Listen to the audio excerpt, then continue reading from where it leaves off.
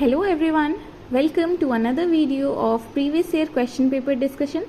I am Sneha Kumari, Assistant Professor at ABC College of Education, and today we will discuss another question paper of BCC2 Contemporary India and Education. सबसे पहले है section A, जिसमें प्रति प्रश्न 10 marks का है. आपको इनमें से किन्हीं 4 प्रश्नों के उत्तर देने हैं. पहला प्रश्न, discuss the education for marginalized group in the Indian society. Second, describe the implementation of Ramsa and its effect. Third, write the preamble of Indian Constitution. Explain impact of constitutional provisions on education. Fourth, focus on the characteristics of idealism, how it is useful for our present Indian system of education. Fifth, discuss the main recommendations of Kothari Commission with regards to its secondary field. Sixth, mention the changes introduced in revised NPE 1992, जिसे हम programme of action भी कहते हैं. इसी के साथ section B यहाँ से शुरू हो जाता है.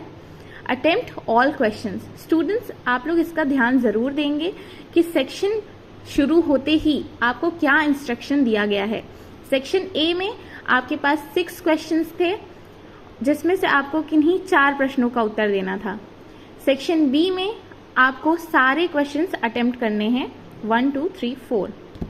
पहला प्रश्न है fundamental right and duties of citizens. Explain the nature of curriculum from the naturalistic point of education.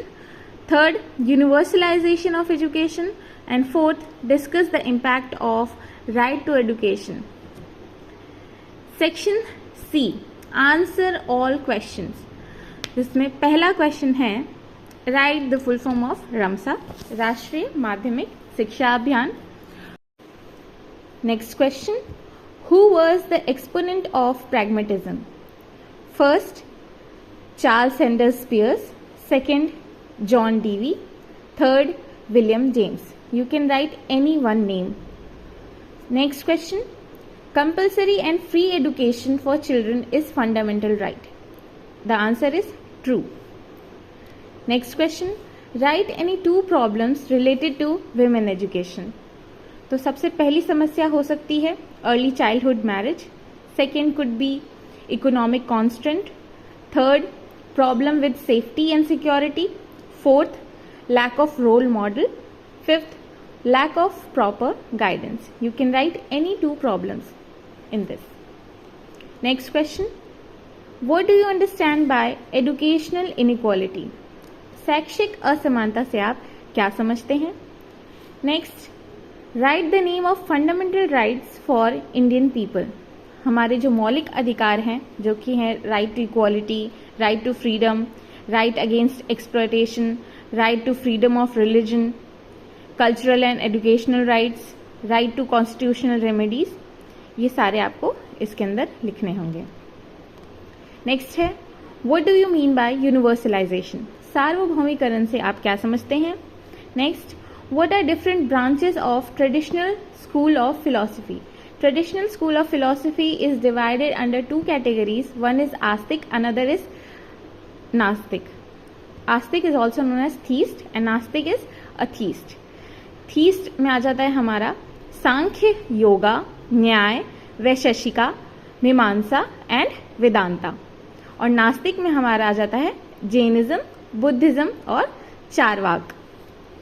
Next question, write the name of marginalised group. वंचित समूह के नाम लिखिए. पहला आ जाता है एससीज, दूसरा एसटीज, तीसरा रिलीजियस माइनॉरिटीज, चौथा है people with low socio economic status and fifth is people with disability. Next question, right any 2 problems of basic education. First, inadequate funding. Second, poor infrastructure. Third, lack of trained teacher. Fourth, parental illiteracy. And fifth, poverty and child labor, etc. Thank you.